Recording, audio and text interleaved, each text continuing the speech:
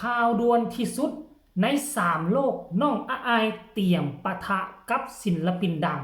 ที่เพึ่งโตนห้านออกจากวงดังวงหนึ่งมาใหม่ๆหมาดๆกับทักทายสบายดี FC ทุกท่าน FC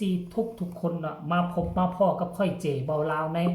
คลิปนี้ช่วงสายบ่ายอากาศร้อนแห้งเบิงสีหน้าท่าทางของเจเบาลาวแล้วก็ร้อนอีลีร้อนอีหลอเนาะเฮาก็ยังอยู่กับข้อมูลข่าวสาร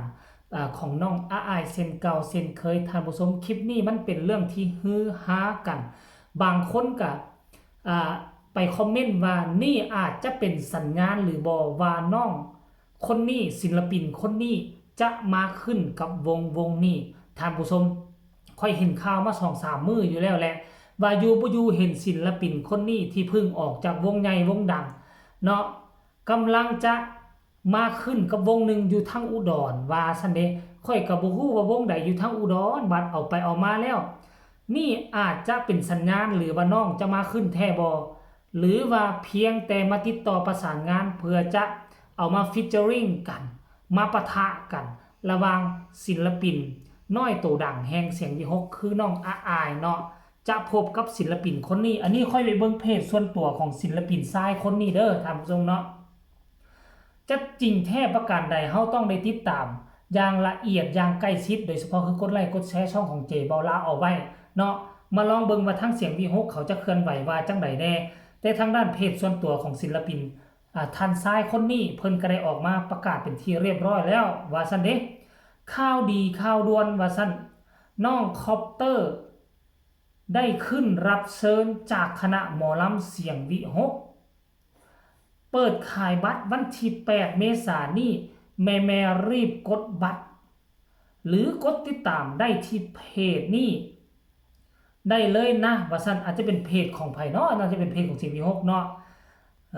แล้วก็เอารูปของน้องคอปเตอร์กับน้องอายมาเอาออกเคียงข้างกันว่าซั่นข่าวด่วนประกาศอายปะทะคอปเตอร์วันที่9หาวันที่10นี่ว่าซั่นเด้68น้องคอปเตอร์ขึ้นรับเชิญหมอลำเสียงวิหกติดตามเพจหมอลำเสียงวิหกนกพงศกรเริ่มจำหน่ายกลุ่มปิดวันที่8โอ้เนาะท่านผู้ชมอันนี้คือค่อยยังบ่ทันเห็นข้อมูลข่าวสารทั้งฝากฟังเสียงวิหกเดี๋ยวค่อยสิเข้าไปเบิ่งเนาะถึงจังใดก็ตามท่านผู้ชมข่าวนี้มันเป็นข่าวบ่มีไผได้แล้วก็บ่มีไผเสียมีแต่เรื่องดีๆนั่นแหละถึงว่าเขาจะมีปัญหาเกี่ยวกับวงเก่าวงเดิมหรือว่าเขาลงมาอาจจะบ่มีปัญหาเขาก็ครอบลงอย่างดีเด้ทางวงเก่าเพิ่นก็บ่ได้ว่าอีหยังเนาะแต่ว่าเรื่องราวหั่นแหละเนาะที่ผ่านมามันก็มีเรื่องอื้อฉาวเกี่ยวกับศิลปินคนนี้แต่ว่าถึงอย่างไรก็ตามเรื่องอื้อฉาวของเขาก็เป็นเรื่องอื้อฉาวของเขาอันนี้เขามาขึ้นรับเชิญคงจะบ่เฮ็ดให้เสียงวิหกเสียหายแต่อย่างใดอันนี้หรือว่าเป็นการประเมินบ่เอาน้องขึ้นมาขั้นกรณีว่ากระแสมีหลายเนาะกระแสตอบรับดีเผลอๆอาจจะเอามาขึ้นกับเสียงวิหกก็เป็นได้เพราะฉะนั้นแล้วศิลปินตัวน้อยเรานี่ล้วนแล้วแต่มีความสามารถถึงว่าเป็นกระแสอื้อฉาวแต่มันก็ยังว่าเป็นกระแสว่าเป็นความโด่งความดังท่านผู้ชมเนาะดังที่เฮาเห็นข้อมูลข่าวสารกันมาตะกี้พุ่นแหละอายเป็นอีหยังเจอปัญหาหยังคือคอปเตอร์ก็เข้ามาแชร์เข้ามาคอมเมนต์ให้กำลังใจคอปเตอร์เป็นอีหยังอายก็เข้ามาให้กำลังใจตลอดเวลาเช่นเดียวกันเนาะท่านผู้ชมเพราะฉะนั้นแล้วมันน่าจะดีเด้ท่านผู้ชมอายก็ดังแต่บ่ค่อยมีดราม่าทางลบคอปเตอร์ก็ดั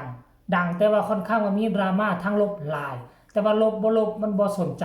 ต่างฝ่ายต่างมีก้อนกำลัง FC ที่มหาศาลเวลาที่เอามาบวกใส่กันแล้วอายก็จะได้ผลประโยชน์เสียงวิหกก็จะได้ผลประโยชน์น้องคอปเตอร์ก็จะได้ผลประโยชน์ FC ของFC เสียงวิหกก็จะได้เบิ่งคอปเตอร์อย่างจุใจ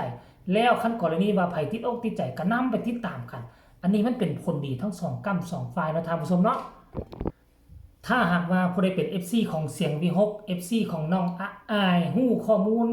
ข่าวสารเชิงลึกเกี่ยวกับข่าวเรื่องนี้ก็สามารถทักทายมาบอกมาเล่ามากล่าวเจบ่เล่าใต้คอมเมนต์ได้ท่านผู้ชมเนาะข่าวตัวนี้มันเป็นข่าวจริงหรือว่าข่าวปลอมแต่สำหรับค่อยคิดว่าถ้ามันเป็นคันบ่แม่นความจริงเพจของน้องคอปเตอร์เขาคงบ่กล้าออกมาเคลื่อนไหวแนวนี้ดอกมันน่าจะเป็นข่าวจริงแล้วมันจะมีเซอร์ไพรส์อีหยังบ่ที่จะมาเฮ็ดให้บรรดา FC แฟนคลับน้องอาย FC แฟนคลับของเสียงวิหกจะมีอย่างเซอร์ไพรส์จาก น้องคอปเตอร์การที่มาขึ้นรับเชิญครั้งนี้หรือบ่อันนี้มันเป็นเรื่องปกตินะท่านผู้ชมเนาะถึงเป็นศิลปินอยู่ในวงการเดียวกันการที่จะไปรับเชิญวงนั้นวงนี้มันเป็นเรื่องกับปกติเนาะหรือว่าจะไปขึ้นกับวงนั้นวงนี้มันก็บ่เป็นหยังเพราะว่าอีหยังว่าติเพราะว่าน้องคอปเตอร์ได้ครอบได้ลาลงจากวงเก่าวงเดิมเป็นที่เรียบร้อยแล้วบ่ได้แบบโตนหอกโตนห้านแต่อย่างใดดอกท่านผู้ชมเนาะเฮ็ดถูกต้องตามฮิตของประเพณีไปครอบผู้รักผู้ใหญ่อย่างดีเนาะถ้าหากว่ามีวงใดวงหนึ่งที่จะเอาคอปเตอร์ไปอยู่นำมันก็บ่เป็นความผิดความแม่นอีหยังเนาะแล้วแต่วงข้าเจ้าพากันประเมินแล้วถ้าเอามามันจะมีผลได้หลายกว่าผลเสียก็แล้วแต่เขาจะเอามาขึ้นแต่ว่าครั้งนี้ขอย้ำว่าน้องคอปเตอร์มาขึ้นในนามรับเชิญเท่านั้นบ่ได้มาขึ้นอยู่แบบถาวรบ่ได้มาเป็นสมาชิกของวงเสียงวีฮกแต่อย่างใดเนาะท่านผู้ชมเนาะอันนี้ก็คือเรื่องราวข้อมูลข่าวสารล่าสุดของการเคลื่อนไหวของเสียงวีฮกโดยเฉพาะคือน้องอายเนาะจะได้ปะทะอดีตศิลปินดังจากค่ายโตเกียวมิวสิกแล้วก็ของศิลปินผู้ไทยท่านผู้ชมเนาะมันก็คงจะมวนจะมันอยู่แหละความจริงแล้วขั้นศิลปินนี่เขาเจ้าก็บ่มีหยังคัดข้องมองใจกันมีแต่ให้กำลังใจกันตลอดนะอ้ายฮู้2น้องฮู้1แล้วค่อยก็คิดว่าด้วยความมีกระแสทั้ง2คนเวลาที่มาอยู่นำกันมันก็คงจะสนุกสนานพรานชัยนะท่านผู้ชมแต่ว่าค่อยมีข่าวตัวนึงที่ค่อยไปเห็นก่อนหน้านี้ 2-3 มื้อเขาว่าเด้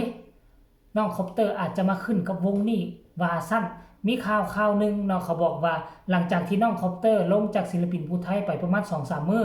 ก็ปรากฏว่าเห็นน้องคอปเตอร์ไปอยู่หลังเวทีหมอลำวงนึงอยู่ทางฝากฝั่งอุดรว่าซั่นคันทางฝากฝั่งอุดรก็คือสิแม่น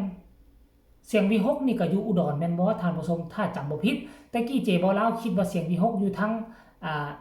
โกสุมพิสัยเนาะท่านผู้ชมแล้วก็คิดว่าอยู่ทางมหาสารคามแต่ว่ามี FC แฟนคลับของน้องอายและเสียงวีฮกเพิ่นคอมเมนต์มาว่าบ่แม่นเด้อบาวเจว่าซั่นเสียงวีฮกนี่แหละแม่นอยู่ทางอุดรคันอุดรก็ลูกลาวหลานลาวอีหลีอีหลอซั่นตัวห่างจากดินแดนลาวนครหลวงเวียงจันทน์ไปว่า5-60 กิโลเมตรเท่านั้นท่านผู้ชมเนาะเอาถึงจังได๋ก็ตามเขาต้องติดตามอย่างใกล้ชิดวันที่9วันที่10นี้เจอกันแน่นอนอายปะทะคอปเตอร์เนาะมันจะเป็นจังได๋ให้กดไลค์กดแชร์กดติดตามเจบ่าวลาวไว้จะติดตามเอามาลงข่าวให้ทุกคนอย่างท่วงทีท่วงทันคลิปนี้ก็บ่ว่าอย่างหลายเพิ่นมีคำตำหนิติชมคำคิดคำเห็นแนวใดก็ส่งมาใต้คอมเมนต์ฝากทุกคนกดไลค์กดแชร์เอาไว้เพื่อจะบ่พลาดในคลิปต่อไปที่สำคัญอย่ากดข้ามโฆษณาเพื่อเป็นกำลังใจให้เจบ่าวลาวแน่คลิปนี้ขอฝากฝังเอาไว้สำนี้ขอกล่าวคำว่าสบายดี